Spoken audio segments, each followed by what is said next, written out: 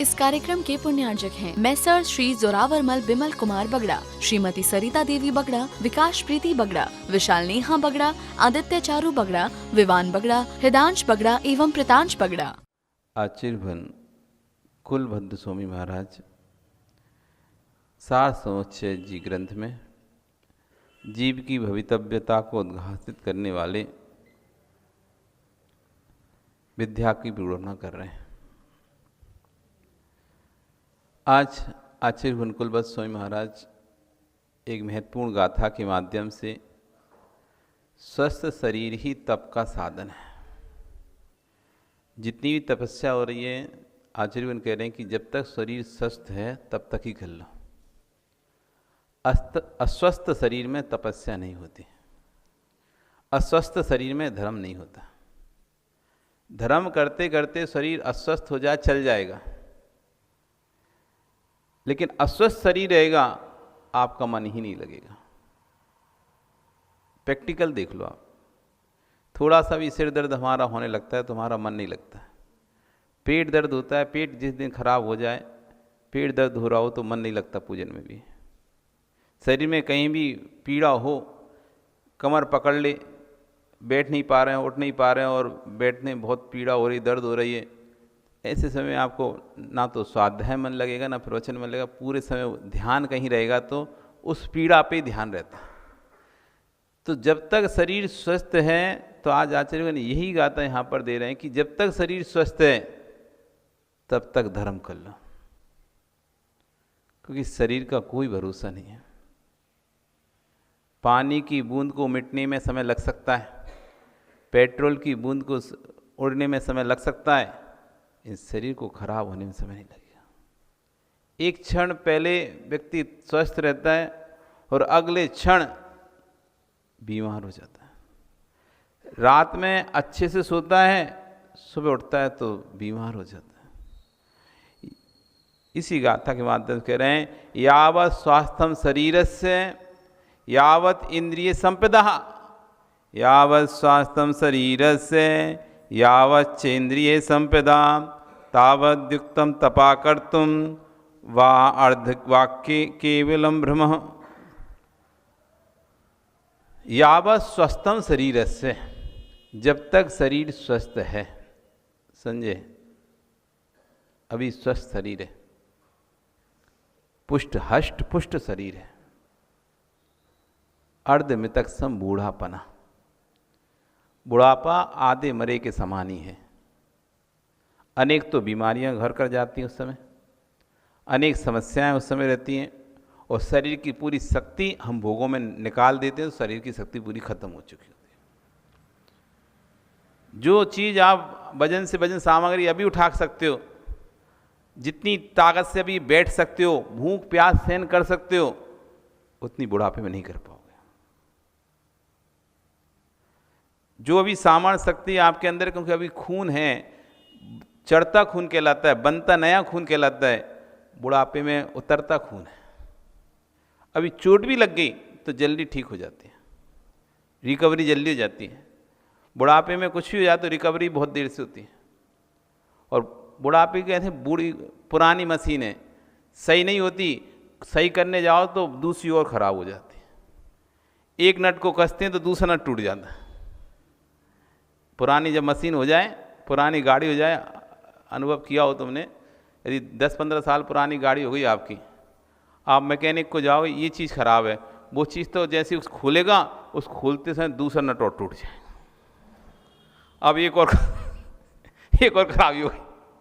अब बोलो ये तुमने क्यों तोड़ दिया था? अब क्या करें, अब इतना पुराना था, जाम हो गया था, जब तक उसको खोला तो टूट गया, अब क्या कर सकते हैं। एक चीज़ सही कराने जाओगे दूसरी खराब हो जाए। बुढ़ापे में इसी तरह की होती है कि एक बीमारी सही कराने जाते हैं हम तो दूसरी बीमारी उसके लिए और एकदम फ्री मिल जाती है, अब इसको और सही करो। तो यावत् स्वास्थ्यम शरीरस्य, जब तक शरीर स्वस्थ है, निरोगी है, और कह रहे हैं यावत् चा इंद्रिय संपदा, और जब तक इंद्रिय विषयों को ग्रहण करने की सामर्थ्य रख रही है, कान सुनने की सामर्थ्य रख रहे हैं, आँख देखने की सामर्थ्य रख रहे हैं, घ्राण सूंघने की सामर्थ्य रख रही है, चक्षु चखने की सामर्थ्य रख रही है, और शरीर चलने फिरने की सामर्थ्य रख रहा है। हल्का भारी, रूखा चिकना, कड़ा नरम, ठंडा गरम, इन 8 विषयों को सहन करने की सामर्थ्य रख रहा है। यावत च इंद्रिय संपदा, जब तक इंद्रिय की संपदा आपके पास है, मतलब इंद्रियां स्वस्थ हैं, तावद युक्तम तपः कर्तुम, तब तक तप कर लो। क्या कह रहे हैं आचार्य ना, तब तक तप कर लो, अपना कल्याण कर दो। वार्धक्य केवलम श्रमा, बुढ़ापे में तो केवल श्रम यानी खेद ही शेष रहेगा हाथ में।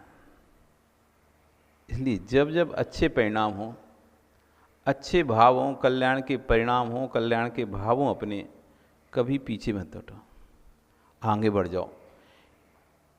एक कदम हमारे आगे बढ़ेगा, दूसरा कदम स्वतः ही हमें आगे बढ़ जाएगा।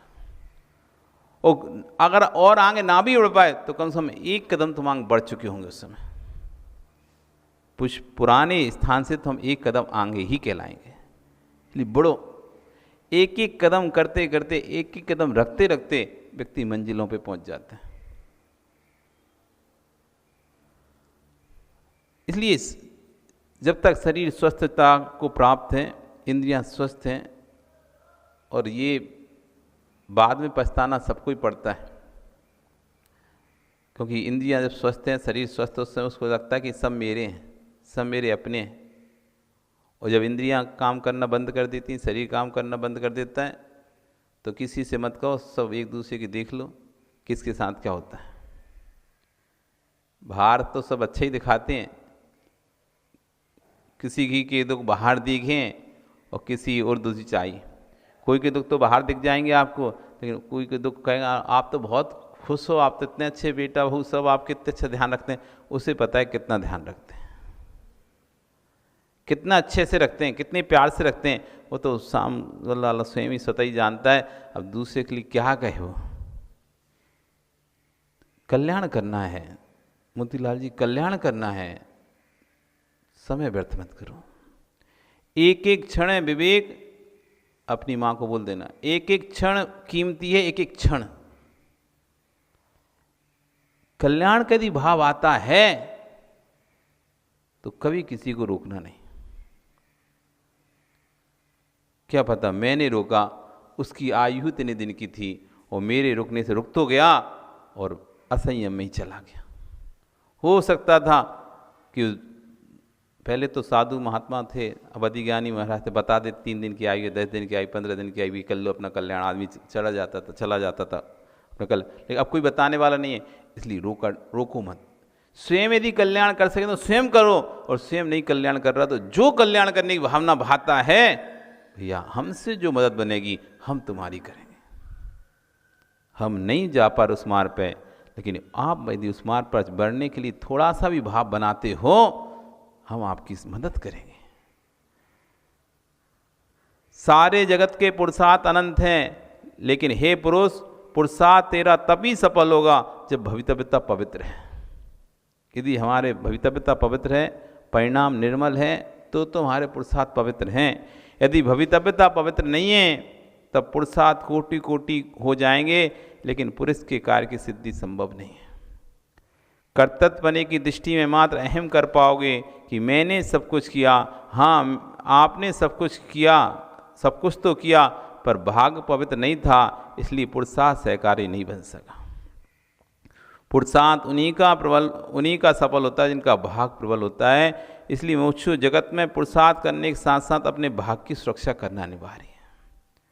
आप पुरुषार्थ करो, लेकिन साथ में अपने भाग्य की रक्षा करो, और भाग बनता है भगवान की भक्ति से। भाग्य की सुरक्षा होती है भगवान की भक्ति से। जितनी अधिक जिनको आचार्यों ने कहा है कि जिनको अपना कल्याण करना हो, ज्ञान सम्यक दर्शन को प्राप्त करना है तो सम्यक के आयतन के निकट रहो, ज्ञान को प्राप्त करना है तो ज्ञान के आयतन के निकट रहो, और यदि चारित्र को प्राप्त करना चाहते हो तो चारित्र के आयतनों के निकट रहो। अर्थात देव शास्त्र गुरु ये आयतन है, उनको मानने वाले, देव को मानने वाले, गुरु को मानने वाले, शास्त्र को मानने। सम्यक दर्शन को प्राप्त करना है आपको तो देव के निकट रहो जितना ज़्यादा हो सकता है, भगवान की खूब भक्ति करो, अथवा जो भगवान की भक्ति करता है ऐसे व्यक्ति की संगति करो। जो भगवान की भक्ति करता है ऐसे व्यक्ति की संगति करो, आप सम्यक दर्शन को प्राप्त करोगे। यदि आपको ज्ञान में को प्राप्त करना है तो शास्त्र की संगति करो, अर्थात शास्त्रों को पढ़ो, अथवा जो शास्त्रों को पढ़ रहा है शास्त्र को पढ़ो, अथवा जो शास्त्रों को पढ़ता है ऐसे व्यक्ति की निकटता करो, उसकी संगति करो। और यदि आपको चारित्र चाहिए तो चारित्र को धारण करो, अथवा जिसने चारित्र को धारण कर लिया है ऐसे चारित्रवान की खूब सेवा करो, उनकी शुश्रा करो, उनके हाथ पैर दबाओ, उनको आहार दो, उनके साथ रहो। नियम से एक दिन आप चारित्रवान हो जाओगे। एक कहावत आती है, पड़े रहो दरबार में धक्का धनी के खाओ, एक दिन ऐसा आएगा स्वयं धनी बन जाओ। आपको धनवान बनना है तो धनी के दरबार में पड़े रहो, कभी ना कोई ऐसा आएगा, कोई ना कोई ऐसी चीज मिल ही जाएगी तुम्हें कि तुम खुद धनवान हो जाओगे। आज कई ऐसे लोग हैं जो आए थे काम के लिए, पेट्रोल पंपों पे काम करते थे, लेकिन आज सब उनके पेट्रोल पंप हैं, सबके पेट्रोल पंप हो गए एक एक। आए करे क्या थे, शुरुआत दूसरे के पेट्रोल पंप पे काम करते थे। काम करते करते करते करते जिस पर काम करते थे उसी को खरीद लिया, खुद ही धनी बन जाओ।